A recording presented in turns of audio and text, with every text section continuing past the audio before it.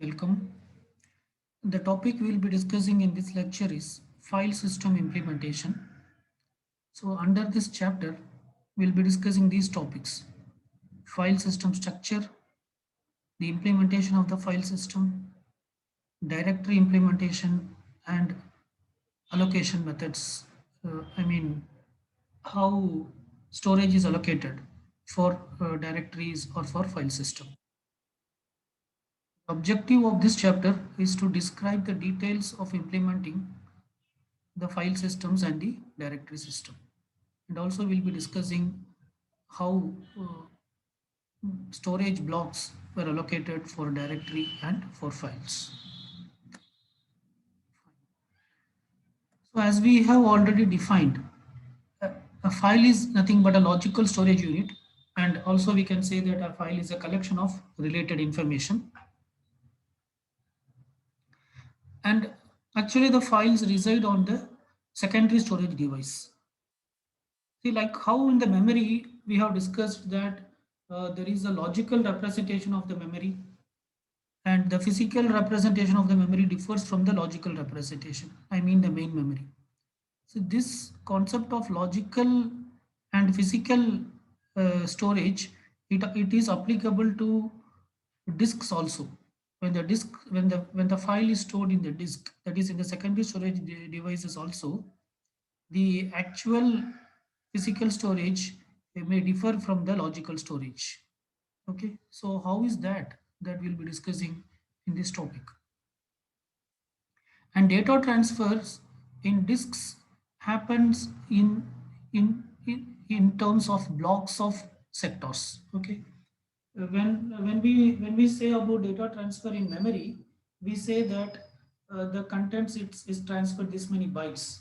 When we use the term bytes, the data transfer is this many kilobytes, this many megabytes, or this many gigabytes. So basically we use the term bytes to represent data transfer from or to main memory. Okay, whereas the data transfer in disks from or to the disk to the secondary storage device or mentioned in terms of blocks, where what is a block? A block is a collection of, normally one block will be equal to 512 bytes. Okay, so in this chapter we'll be using the terms like blocks of data transfer. So whenever the term blocks comes, you should understand that a block is nothing but it is equal to 512 bytes. And with respect to disk, we say we use the term block rather than bytes. Okay. And another important thing you should know is there is a the logical storage of the disk is different from the physical storage. Uh, this is something similar to in memory also. In memory also, the logical memory is different from the actual physical memory. So here also we'll have a different logical storage and different physical storage. Okay. There will be for every file, there will be something called as file control block, FCB, which contains the structural details all about a file, which contains all the structural information about a file. And so basically, the file system is organized into layers. The the accessing the file system is organized into several layers. These layers are represented like this.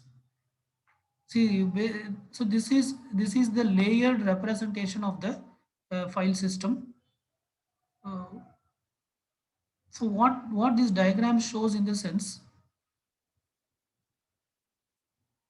actually the files are stored in device in the sense hard disks. Okay, and on top of the hard disk there will be some controller.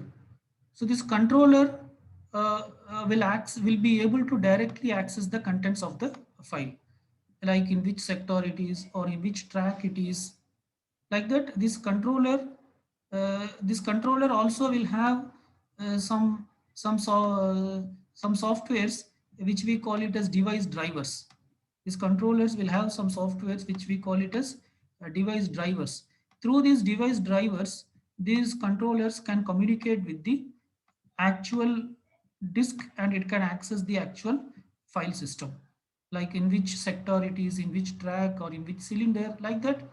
The real access happens to the through the device drivers. Okay, so this is one level of abstraction. This is one level of abstraction. The actual content is stored in the disk, which we call it as device generically, and it is accessed through the device drivers which are present in the device controller.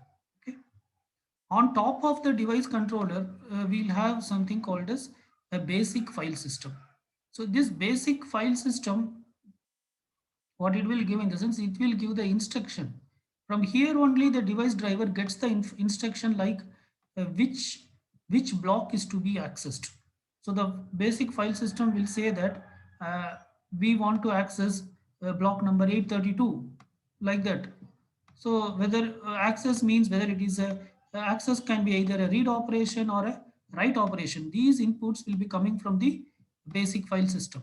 So basic file system will say that the a particular process would like to perform a read access on block 832, like that. Okay, then the device drivers, which is stored in the uh, which is stored in the device controller, will convert this block number to the respective sector number and platter number or whatever it may be. Accordingly, then it will access. Okay, and then on top of the basic file system, we have something called as file organization module. File organization module. So this file organization module is the one which maps the logical storage to physical storage. So this is the one which maps the logical storage to uh, physical storage. Okay, so what is logical storage? We'll come to that. But as of now, you understand this. The file organization module is the one which will map the logical storage information, which will map the logical storage information to relevant, the equivalent physical storage information. Okay, and then on top of the file organization module, we have logical file system. Okay, so this logical file system is something which maintains an FCB, file control block, for every file. The logical file system is the one which maintains the file control block for every file. Okay. On top of this, we have the application programs. So the application program can be any software that is used by the system. Okay. So this application program will simply say information like this. I want to access the file, say file one.txt. I want to access the file one.txt, which is present in say so and so directory, which is present in D drive. Okay, which is present in D drive, bin directory, right? And from this file, I want to access the 10th line. Okay, that is I want to perform a read operation on the 10th line, or I want to perform a write operation on the 10th line, or I want to modify the 10th line. Like that, this file application program may provide some request. Okay, this request is nothing but the logical information. Okay, this request is nothing but the logical information or the logical storage data. Okay, because the user does not know where is file one, and it is stored in which track, which sector, which platter. All these things the user does not know. The user program just say that I want to access the file one, which is stored at d colon bin directory in 10th line. Okay, and then it will be mapped, and the corresponding FZB, the file control block, will be identified, and it will be brought into the memory if it is not already in the memory by the logical file system. Then the file organization module will convert this logical information to relevant physical information. That is the 10th line of the file f1.txt. What is the corresponding block number? It will convert that data. Okay, it will convert the logical information to the physical physical storage relevant data corresponding to the physical storage. Okay, so then it will convert it to this particular detail, like which block number should be accessed.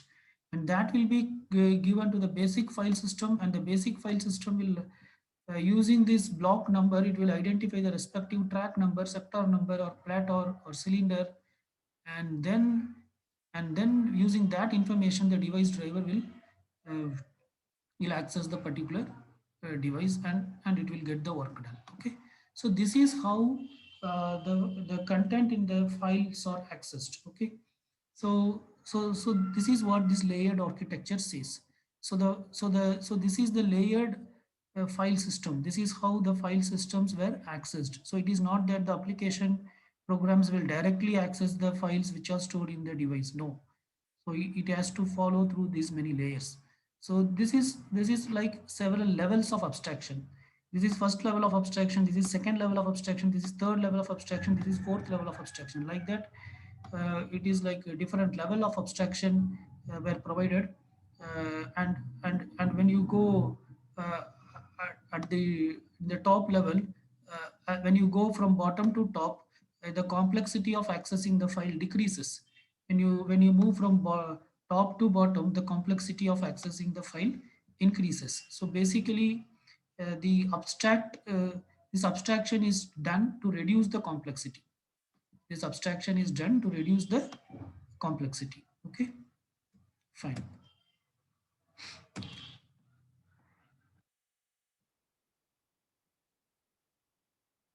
This slide just explains whatever we have discussed so far. So the device drivers, it is the one which directly access the devices, and the basic file system, it gives commands like retrieve content from so and so block, and the file organization module which maps the logical address to the corresponding physical block number. It translates the logical block to physical block. Okay, and and also it manages the free space and disk allocation things. And the logical file system, it manages the meta information. It translates the file number to the file name to the file number, file handle, and also it maintains a file control block. In Unix, the file control blocks are called as inodes. Okay. The logical file system maps the file name to file number, file handle, or the file pointer, and the location of the file is represented through the file control block. This in Unix, the file control block is called as inodes. In Windows, it is called as FCB, file control block. Fine. So this layered architecture was provided to reduce the complexity and redundancy. But the drawback with the layered architecture is it adds the overhead, and at sometimes it can decrease the performance. Fine. So next what we'll be discussing is there is something called as boot control block in the disk, in the hard disk, which contains information needed uh, by the by the computer to boot the operating system from that particular volume. Okay. So what is the volume here? What is meant by volume? So volume means basically we have a initially when you have a hard disk. Okay, what you do when you purchase a hard disk, it is unformatted. Then we partition the hard disk. We partition the hard disk in Windows. If you see, we partition to several drives like C drive, D drive, E drive, EF drive, like that. Several drive depends. Okay, we partition the hard disks into several drive, and then we format. So now each of these are called as a drive. Okay, a disk represents to what? A disk represents to a physical entity. A disk, hard disk, when you say hard disk, it refers to the physical hard disk, actual the physical entity. Whereas drive, C drive, this is a drive. Drive refers to the logical partition. Okay, one particular logical partition, that is called a C drive. Some other logical partition is called as E drive. Some other logical partition is called as F drive. Okay, so drive is a logical entity, whereas disk is a physical entity. Volume, coming to volume, volume is also a logical entity. A volume can be either one partition, or it can be a collection of more than one partition. For example, C drive, you can call it as C volume also. And C and D drive put together, you can call it as a one volume. or C, D, E put together you can call as one volume, or D, E, F you can call it as one volume. Okay, so volume is nothing but a uh,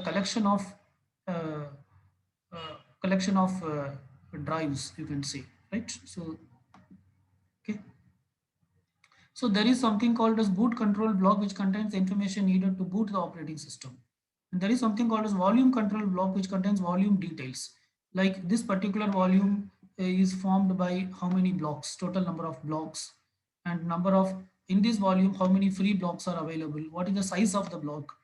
We initially we discussed that normally a block size is 512 bytes, but there is no hard and fast rules on that. It may differ.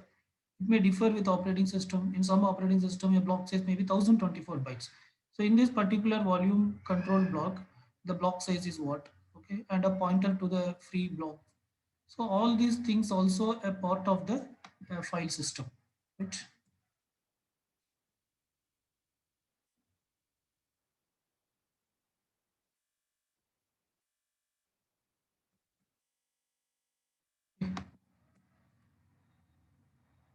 Okay, so the directory structure organizes the files, which includes the name of the file, the inode numbers, inode in the sense the file control block.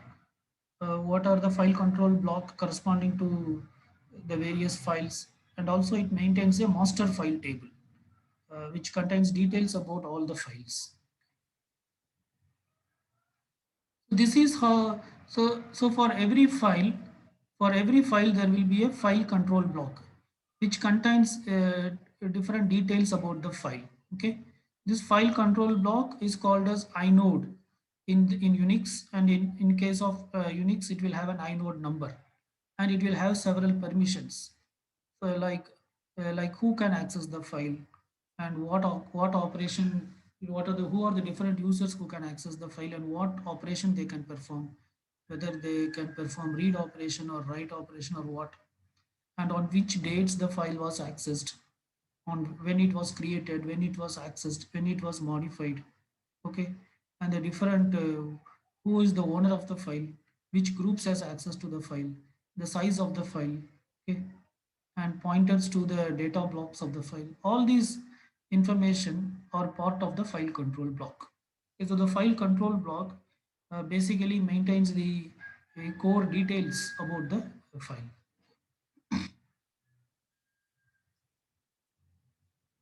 Right. So then we'll be discussing something called as mounting a file. Okay. What is meant by mounting a file? Mounting a file means attaching the file system to a particular directory or a mount point. Mounting a file means attaching a file to a particular directory or to a mount point, so that it will be available to the system. Okay, so if you take in Unix, the root file system is always mounted. The moment you switch on the system, the root file system will be mounted. In case of Windows, if you see, the C drive, D drive, all these will be automatically mounted. And when you open some other directory, this those directories will be connected with the C drive or D drive. In case of Linux, any other file system can be connected or disconnected from the root file system. Okay, so root will be always mounted in Linux, and when some other file systems are opened, it will be connected to root. Okay, when you close it, it will be disconnected from the root. Okay, so there will be something called as mount table, which stores information like what are the various file system currently mounted, and and there will be a pointer for each of the file system which have been mounted, and also it will represent like what is the type of the file. Okay, so the operating system basically maintains a mount table which contains information about the various file system that were mounted. Okay, by default in Linux, the root file system will be mounted. In Windows, the different drives, the top drives, C drive, D drive, all these will be mounted. Apart from that, if any other file systems were mounted, those file systems and their path and the type also will be recorded in this mount table. Fine. This diagram basically shows like how you will, how when a user opens when a user want to open a file or read a file, what happens.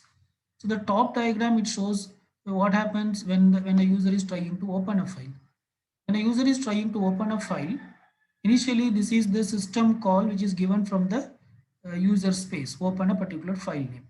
So once it is executed, this control will be transferred to the kernel space. So the kernel space will check in the directory structure. Okay, there will be something called as a system wide file table. So this is nothing but a system wide file table. I'll call it as SWTB, which is a system wide file table. Okay, the system wide file table contains information about all the files that were currently open. The system wide file table, SWFB. Okay, we'll call it as SWFB. This contains information about all the files that were currently opened. Okay, opened in the sense it might be opened by this process or some other process. Some process has opened this file. So all those information will be stored in this file. Okay. So the kernel operating system will check whether this particular file is currently opened or not. Okay.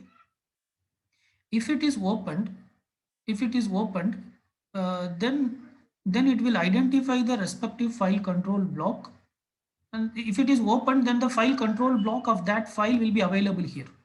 If that file is opened, then the file control block of that file will be available here, and using that file control block, the operating system can access that particular file. Okay, that's it. If it is not opened already, if it is not opened already, then the operating system will search in the hard disk, the secondary storage device, where is this file. So user has given some file, where it is. It will identify that file, will locate that file, and it will identify the file control block of that file, and the file control block of that file will be loaded into the system wide open file table. Okay, so this is how open file access works. So open file is a system call given from the user space, then the control will transfer to the kernel space, then the operating system checks whether it is already opened or not from the system wide file table. If it is already opened, then the operating system can access the file through the respective file control block information. If it is already not opened, then the operating system will give an instruction to the hard disk controller to check the particular file, and then it will get the file control block. It will locate the file control block of that particular file, and then it will be and that file control block will be loaded into the system wide open file table. Okay, so this is how open operation works. Coming to read operation, coming to read operation. So when you want to perform a read operation, the user program will give a read, and then the respective uh, file name or index location of the particular that particular file, which record should be read, some information it will give along with the file name also. Okay, now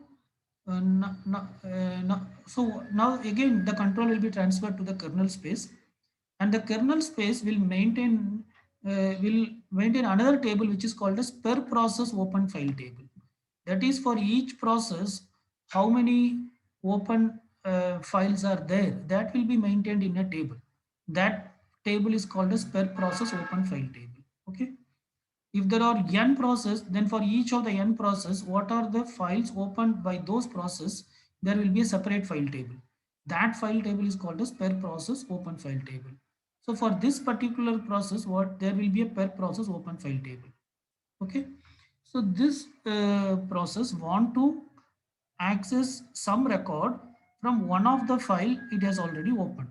Okay, fine. So that information, first it will search in the system wide file table whether this file is already opened or not. Okay, if it is already opened, it will access that particular data block directly. If it is already opened, then the operating system will have the information about the file control block, and using the file control block, it will access the respective data block. Okay, if it is not already open, then as usual it will find that particular file, it will identify the file control block, it will load it into the system wide open file table, and then it will access. Okay, so this is how the read operation is done. Okay.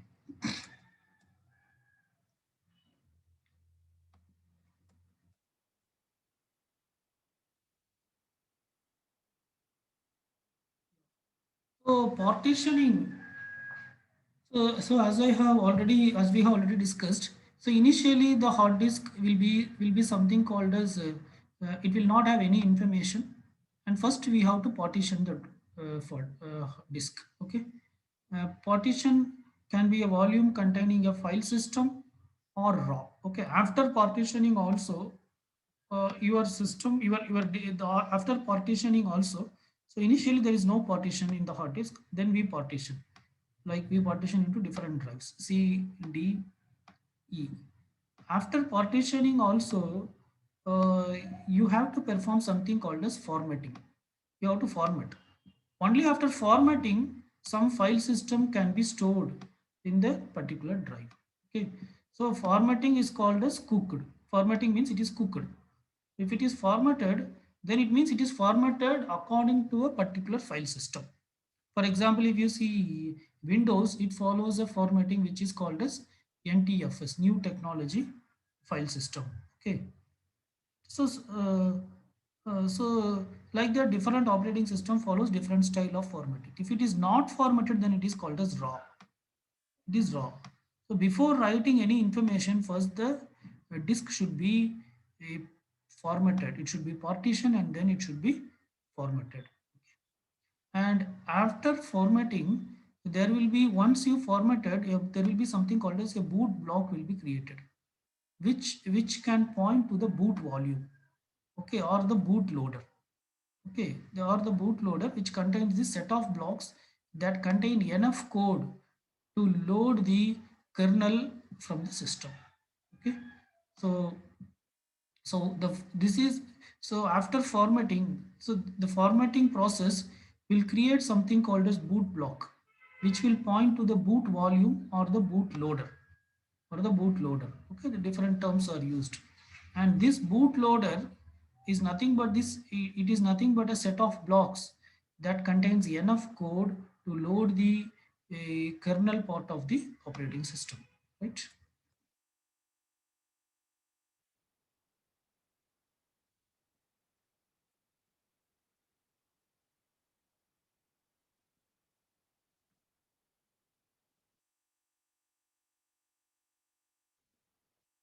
And there is something called as root partition, which contains the operating system, other partitions.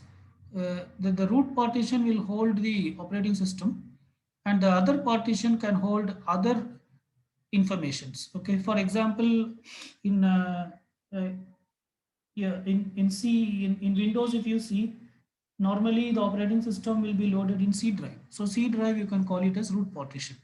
And the other partitions where you will be used for storing other data, which are user data. Fine. Next, we'll be discussing the implementation of directory. How the directories, what are the different ways of implementing directory? The most simplest way to implement a directory is to use a linear list. Okay. Linear list is something like a linked list. That is, if you have if the system is currently having 10 directories, then just maintain a linked list. Directory 1 to directory 2 to directory 3, 4 up to 10. So using the linked list, the directory structure is maintained. This is simple to program, but actually it is a time-consuming approach to execute. In the sense that when you want to create a new directory, after creating a new directory, the operating system should check whether the directory name is a valid one or it's not a duplicate by browsing through all the existing directories, and it should ensure that there is no other directory with the same name already exist. Okay, so basically it takes a lot of time, right? Similarly, if you want to delete a directory also, you have to browse through the linked list and you have to identify that particular directory and then you have to delete it. You cannot directly go and delete, right? If the directory is 100th directory, then you have to go from first to 99 and then only you can delete. That is the drawback with the linear list representation of the linear list way of implementing directory. The next way of implementing directory is to use a hash table. So hash table, it is also one form of linear list with hash data structures. So what it will do in the sense, the user program will say that I want to access so and so directory. The user program the user program says that I want to access this particular directory. I want to access this particular directory. Okay, and then this information, this directory number, this whatever the directory the user program is trying to access, first it will be converted to some number. Basically, it is a name. Then it will be converted to some number, and it will go through a hash operation. After converting it to a number, it will go through one particular operation which is called as hashing.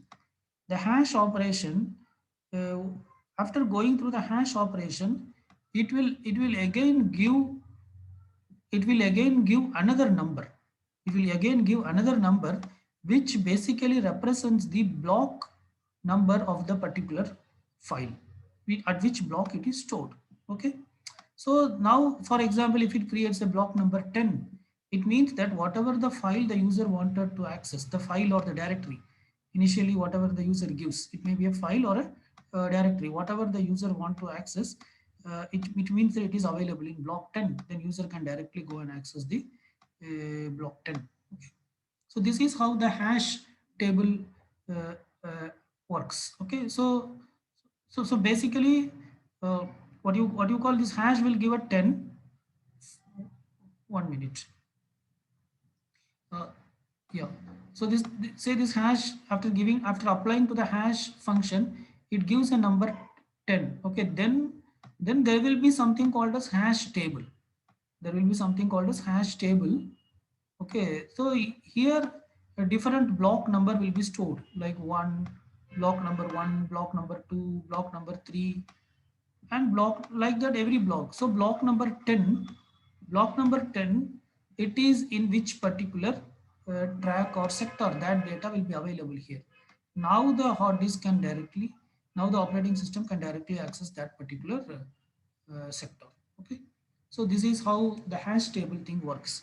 That is the user information, whatever the file name user gives, that will be converted to number, and then it will be performed a hash operation. As a result of the hash operation, whatever the value the hash operation gives, that will be used as an index to the hash table, and then the appropriate physical address will be taken to access the particular hard disk. Okay, there is a drawback in this hash table implementation also.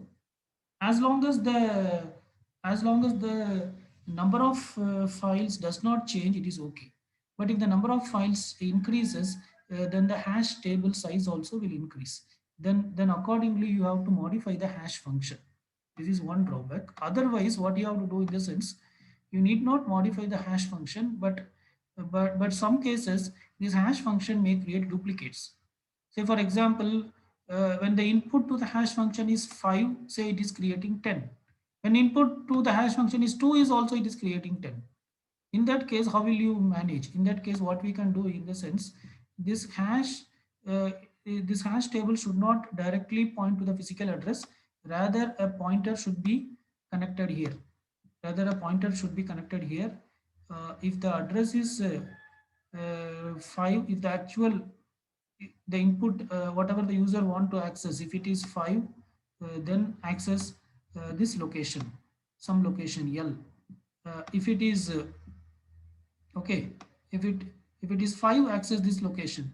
If it is what do you call, if it is something else, say if it is 2, then access some other location. Okay, so this is something like again here you should maintain a linked list for each of the index of the hash location, especially if there are duplicate values of the hash index value can be created, then a pointer, then a linked list should be connected here. So this is how this problem can be overcome. So these are the generally these are the two ways of implementing directories are available. Next we'll be discussing about allocation methods. Here we'll be discussing like how the storage was allocated for files in the hard disk. So first what we'll be discussing is contiguous allocation. So it's a very simple technique. In contiguous allocation, what happens in the sense, the storage will be allocated in contiguous block. Okay, there will be a starting location and there will be a length. Starting location represents the starting block number and length represents the maximum number of the from that location how many block it will be allocated. Okay, so basically this is similar to what you call as mm, so this particular technique, for this particular allocation we need contiguous memory. Okay, so this is, you can see something in memory management we have discussed two types of partitioning: fixed partitioning and variable size partitioning. So in variable size partitioning we faced a problem called as what do you call it, external fragmentation. The same problem can appear here also, because you need to allocate always contiguous blocks of memory. Sometimes what happens in the sense, for a particular file you may not have the contiguous blocks of sufficient memory. Okay, but there may be chunks of memory, at different locations which are available. If you club all the chunks together, the request which is made by this file can be satisfied. But actually, if you don't have continuous blocks, then that request cannot be satisfied. So that is called as external fragmentation.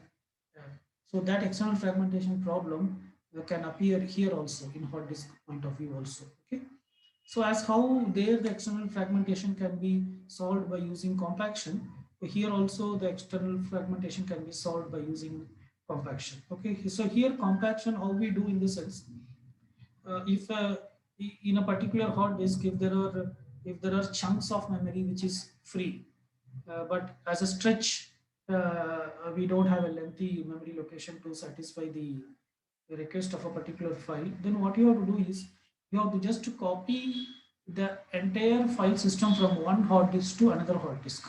When you are copying the file system to the second hard disk, you should copy it in a contiguous way. You should copy it in a contiguous way, not in different chunks. Okay, so in the first hard disk, maybe from first block to 10th block it is filled, then 10th block to 20th block it is empty, then 20th to 30th is filled, then 30th to 40 is empty. But when you copy this to the second hard disk, you will copy from first to 20, first to 10, then 11 to 20, like that continuously we will copy, so that at the end we will get the empty free space, and that can be used for storing new files. Okay, so this particular diagram clearly explains like how contiguous allocation works. So here you can see these are the file names. So there is a file count. It starts at block 0 and it has a length of 2. So starting from block 0 to length 2. So it occupies 0th block and first block. There is another file tr. It starts at block 14. It's a length 3. So it starts at block 14 and length 3. So it occupies 3 blocks, 14, 15 and 16. Then this file mail, it starts at block 19, length 6. So 19, 20, 21, 22, so 6. Okay. Then file F, file list, it starts at 28 and length is 4. So that is from 28, 29, 30, 31. This, okay. Then file, there is a file F which blocks starts at block 6 with a length of 2. So it occupies 6th block and 7th block. So this is how the contiguous allocation works. But the drawback is, as we already discussed, it may create external fragmentation.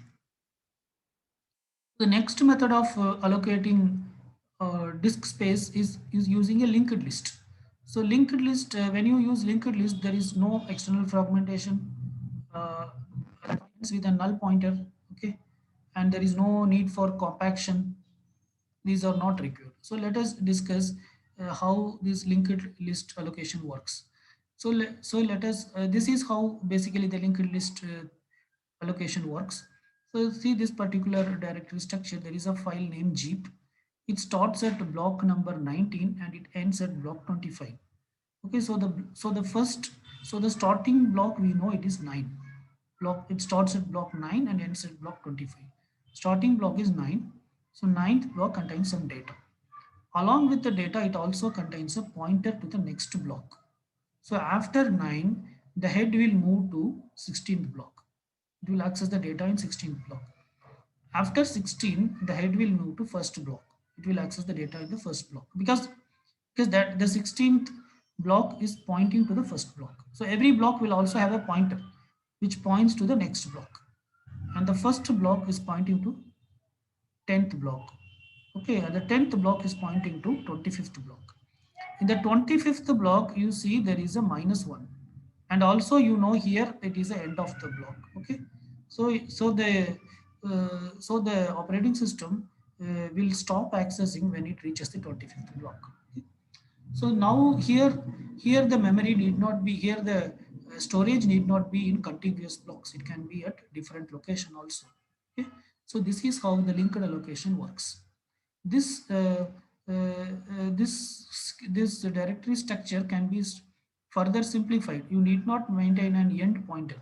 Only a starting pointer is enough, because the ending location will have an UOF representation as -1 or something. Okay, so that is what I mentioned here. So the directory structure contains only the file name and the starting block. So starting block is 217, and this 217 is pointing to the next block, which is 339, and 339, sorry, which it is pointing to the next block, which is 618, and 618 is pointing to the next block, which is 339. In 339, there will be something like what you call end of file. So it means this particular file ends here, right? So there are two ways of representing. Either you can have an end block or you may not have an end block. Okay, because in the last block you can have some bits to represent that this is the last block of this particular file. This is how these linked allocation works. And the next is the indexed allocation. In indexed allocation, what we do in the sense, for every file, we maintain we maintain a set of pointers, not one pointer. For every file, you maintain a set of pointer. Okay. So in this example, what we are seeing in the sense, for each file, we are maintaining this many pointers: 1, 2, 3, 4, 5, 6, 7, 8 pointers are maintained. Okay, so you can, and so these pointers are numbered. Like say this is pointer 1, this is pointer 2, this is pointer 3, 4, 5, 6, 7, 8, up to 8 pointer. Okay, so when the operating system want to access the file, it access in this order. First, it will access the block of the first pointer. The first pointer points to the ninth block. Okay, where is ninth block? It accesses this data. Then it access the second block, which is the 16th block. Okay, where is 16th? Uh, the second pointer is pointing to 16th block. Okay, second pointer is pointing to the 16th block. Yeah, it is here. Okay, and the third pointer is pointing to the first block, which is here, and the fourth pointer is pointing to the 10th block, which is here, and the fifth pointer is pointing to the 25th block. So this particular file is using only 5 blocks. It is not using all the 8 blocks. So the remaining 3 blocks are represented as -1. Okay, so this is how this indexed allocation works. The drawback with the indexed allocation is sometimes the file may be, my file size may be very small. I may be using only 2 pointers. In that case, remaining 6 pointers were wasted. Okay, that is one drawback. Or some other case, my file size may be very large. 8 pointers may not be sufficient. I may need 10 pointers or 12 pointers. In that case, this 8 pointers may not be sufficient. So these are some of the drawbacks with indexed allocation scheme, right? So that's it about different ways of allocating disk space for files, and that's it about this particular topic, file system implementation.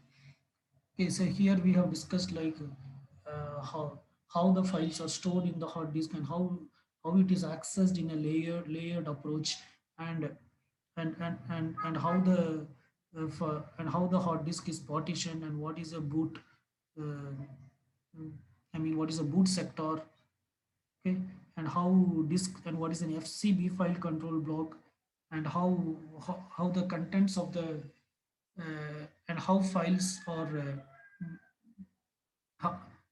stored in the hard disk, okay, that is uh, file system allocation, and also how directories are implemented. There are two ways of implementing a directory. One is using list and the other one is using hash table. Okay? So these are the different things we have discussed in this chapter. So let us stop here. Thank you.